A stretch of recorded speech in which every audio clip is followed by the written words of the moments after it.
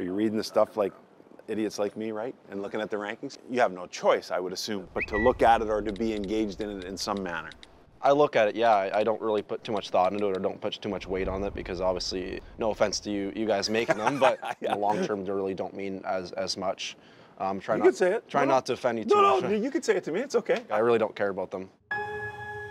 Shane Wright, a 16-year-old who was granted exceptional status by the CHL when he was 15, just the 6th player in CHL history to be done so. He's not exceptional at one thing, he's unbelievable at everything. He's captain on and off the ice, no matter where you are. Hey, we gotta go. We gotta go, Mer. One thing about Shane is the wow factor. He just does so many things so well. Shane Wright will take over. Left circle, Wright tries to sneak one in, scores! He just does everything so well each and every game. He's a big body, he's extremely mature. For him to be as mature as he is, it's really, a total package from a player standpoint.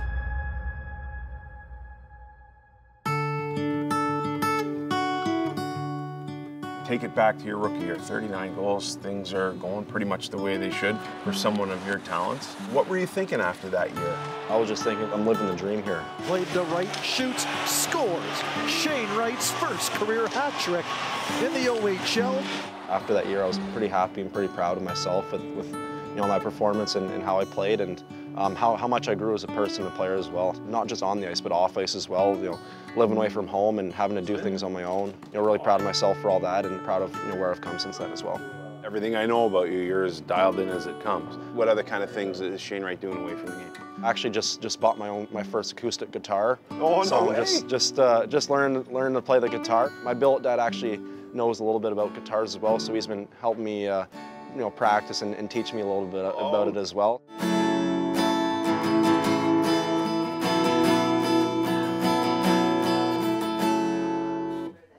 That's all I know. When Shane decided to get a guitar, I thought that was cool for him and just something else to to distract him. My grandpa plays guitar as well, so he was pretty excited, and then my uncle does as well, and my cousin does. Not only does he entertain you on the ice, he can now entertain you off the ice. Not too well right now. Entertain us. I'm working on it. We're working on it. Soon we'll get there. There we go. I'm going to give you 3 names, and I want you to speak on Simon. My dad, he's I don't know. He's just my biggest supporter. He was always there for me. He's always teaching me how to skate, teaching me how to shoot pucks, and he just means the world to me. Tanya. Yeah, my mom, she's amazing. She's probably a bigger cheerleader than my dad is. She's always there for me no matter what. She's always trying to encourage me and just make me laugh or make me smile. Maddie. We were pretty competitive growing up. She's an athlete as well, and we'd always play sports growing up, and we'd always kind of compete and all that, but she's always there for me. She's always going to be a part of my life, and she's super special to me. What's one thing people don't know about Shane Wright? I think something that people don't know maybe is I can be pretty fun at times. I think.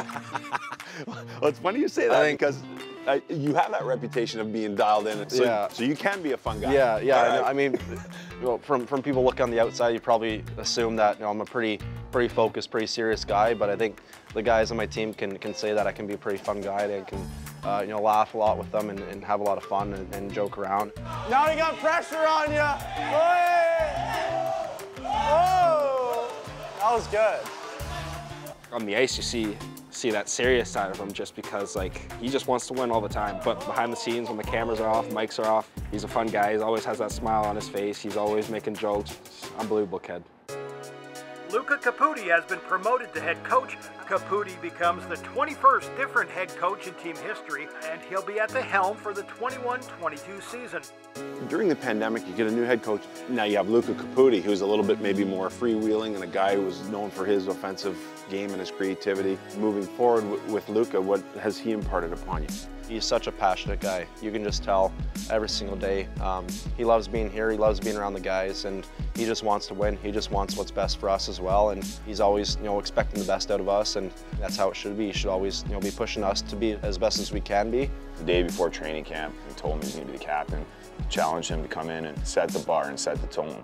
Don't want you to take a rep or a shift off because everyone knows who you are. If you don't believe it, I'm telling you right now, those kids in that locker room are in awe of him because everyone knows who Shane Wright is. His poise playing in this league has been outstanding. This is a situation where he's just ahead of his time as far as growth, physically and mentally. You're so mature, and obviously youngest captain in CHL history here in Kingston. Where does that stuff come from? I think it's just something that I've developed throughout the years. I think it's just, you know, that's the type of person I am. I've always been a mature guy, and I think that leads to leadership. As a leader, you have to be going every single night. You have to make sure that you're doing everything right, because those guys are watching you. They're feeding off what you do, so if you're not going, then they're not going to be going as well. Shane is a great leader, great captain. He's one of the most mature guys in the room, so having a guy like that as a leader, where you know you can rely on him, like he can be loose at times, but he can be stiff when you need him to be stiff, is definitely something that you want in a captain, and it's great that we have that around the room. We've had a couple games where we've went in after the first and we've been down a goal, and he's like, listen up boys, we know we're the better team here, we got to focus and dial in and play our way, and after that we ended up winning some of those games, so I think it's because of his leadership. I'll give you a story on Shane, and this is one of my first introductory stories with him. We're in preseason this year for a game in Peterborough, and after we come back on the bus and everybody gets off the bus, he's back on the bus by himself with the bus driver, cleaning the bus. I just found that to be a unique story of all the guys. Shane Wright is out there by himself, checking on the bus to make sure things are clean. So it's a story I tell often now to young players, and I think maybe they're taken back or surprised, but that's the type of person he is. Puck comes back to Wright. Shot scores! And it's a 5-point night and a hat trick for the captain. Best part of your game right now? I think my hockey IQ. Yeah. I think it's just something that's always kind of been, you know, my best asset. Something that's always, you know, brought me most success. Just thinking the game at a high level and at a really fast pace. The one thing that separates him from a lot of the players, and I think why he has success, is just his ability to see the ice, find players, especially in situations where the game is tight and he's got checks on him and he's able to make something out of nothing. Have you been able to lean on the experience of any NHL players through your agency or just through who you are that you've had opportunities to speak with or get mentored by? Yeah, a guy that I've really been lucky enough to talk to through my agency is Ryan Kessler. We got in touch a couple years back in my first year in Kingston, and he's a guy that's really been a really good mentor for me. Obviously, he's played in the NHL for a number of years. He's played in the Olympics. He's played in high-end playoff games and all that. And his experience and his knowledge, I've learned so much from him. I always wonder about you elite guys. You get into your draft year, and every great player is also a great team player. How are you balancing? If I'm playing well, if I'm leading the team here, it just brings a lot of success for the team, and then obviously it helps me have success personally.